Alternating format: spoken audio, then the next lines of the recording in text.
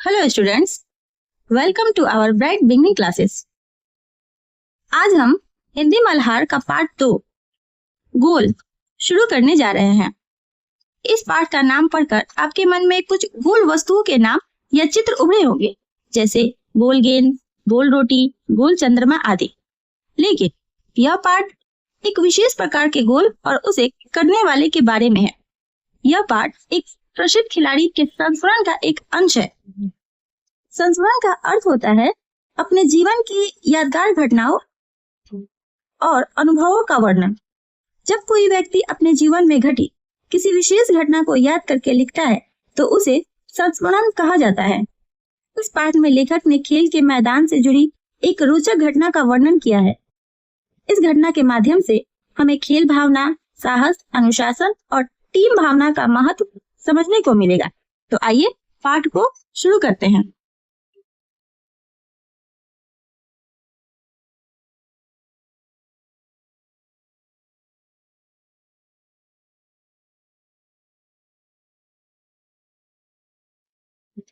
खेल के मैदान में धक्का मुक्की और नोक-झोंक की घटनाएं होती रहती हैं।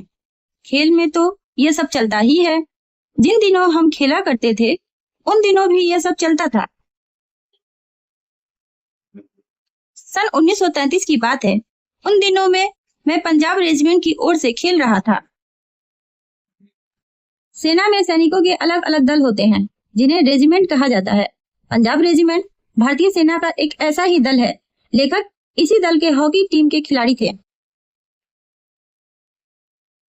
एक दिन पंजाब रेजिमेंट और सैम्पर्स एंड माइनस टीम के बीच मुकाबला हो रहा था।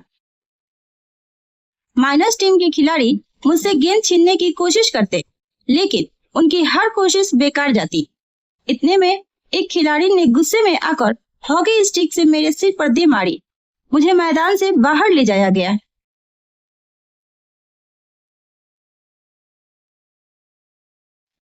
लेखक बताते हैं कि थोड़ी देर बाद मैं पट्टी बांधकर फिर मैदान में आ पहुंचा। आते ही मैंने उस खिलाड़ी की पीठ पर हाथ रख कर कहा, तुम चिंता मत करो, इसका बदला मैं जरूर लूंगा। मेरे इतना कहते ही वह खिलाड़ी घबरा गया। वह हर समय मुझे ही देखता रहता कि मैं कब उसके सिर पर हॉकी स्टिक मारने वाला हूँ। मैंने एक के बाद एक झटपट 6 गोल कर दिए। खेल खत्म होने के बाद मैंने फिर उस खिलाड़ी की पीठ थपथपाई और कहा, दोस्त, खेल में इतना गुस्सा अच्छा नहीं। मैंने तो अपना बदला ले ही लिया है। अगर तुम मुझे हॉकी नहीं मारते तो शायद मैं तुम्हें 2 ही गोल से हराता। वह खिलाड़ी सचमुच बड़ा शर्मिंदा हुआ। तो देखा आपने मेरा बदला लेने का ढंग। सच मानो, बुरा काम करने वाला आदमी हर समय इस बात से डरता रहता है कि उसके साथ भी बुराई की जाएगी।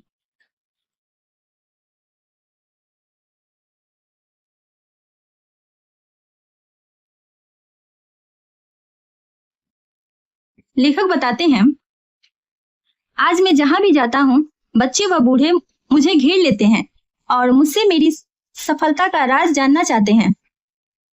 मेरे पास सफलता का कोई गुरु मंत्र तो है नहीं। हर किसी से यही कहता कि लगन, साधना और खेल भावना ही सफलता के सबसे बड़े मंत्र हैं।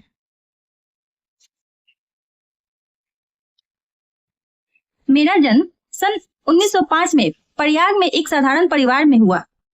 बाद में हम झांसी आकर बस गए। 16 साल की उम्र में मैं फर्स्ट ब्राह्मण रेजिमेंट में एक साधारण सिपाही के रूप में भर्ती हो गया।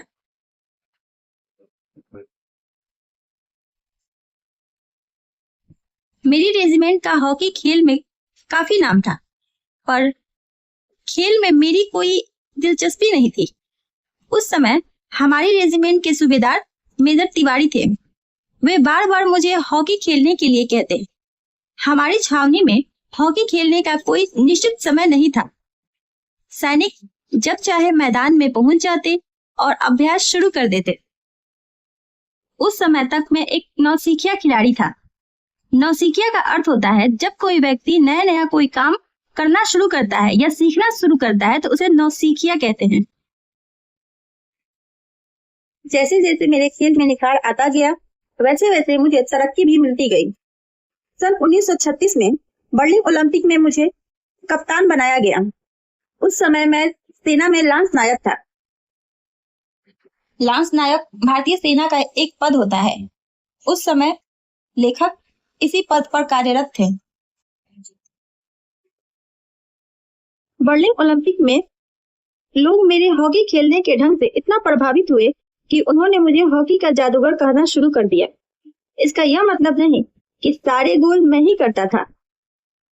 मेरी तो हमेशा यह कोशिश रहती थी कि गेंद को गोल के पास ले जाकर अपने किसी साथी खिलाड़ी को दे दूं ताकि उसे गोल करने का श्रेय मिल जाए।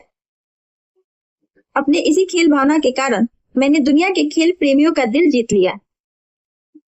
बर्लिन ओलंपिक में हमें स्वर्ण पदक मिला।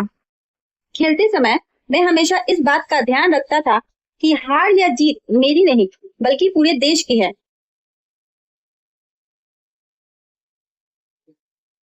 अब थोड़ा कवि परिचय देख लेते हैं। यदि कोई खिलाड़ी अपनी आत्मकथा का नाम गोल रखे तो इस नाम को पढ़कर इतना तो तुरंत समझ में आ जाता है कि उसे खेल से कितना प्यार रहा होगा। जी हाँ, वे अमर खिलाड़ी हैं, हॉकी के जादूगर कहे जाने वाले मेजर ध्यानचंद। इतने महान कि भारत उनके जन्मदिन को राष्ट्रीय खेल दिवस के रूप में मनाता है, जिससे लाखों भारतवासी उनके जीवन से प्रेरणा ले सके। इतने महान खिलाड़ी कि भारत का सर्वोच्च खेल पुरस्कार खेल रत्न उनके नाम पर दिया जाता है। इस पाठ से हमें यह शिक्षा मिलती है कि हमें कभी भी गुस्से या बदले की भावना से काम नहीं करना चाहिए। मेजर ध्यानचंद ने अपने खेल और अच्छे व्यवहार से यह साबित किया कि सच्ची जीत दूसरों को हराने में नहीं बल्कि अपने चरित्र और प्रदर्शन से सम्मान पाने में है। लगन, अनुशासन और खेल भावना ही सफलता का सबसे बड़ा मंत्र है। मिलते हैं अगली वीडियो में इस पाठ से जुड़े प्रश्न उत्तर के साथ। तब तक के लिए धन्यवाद।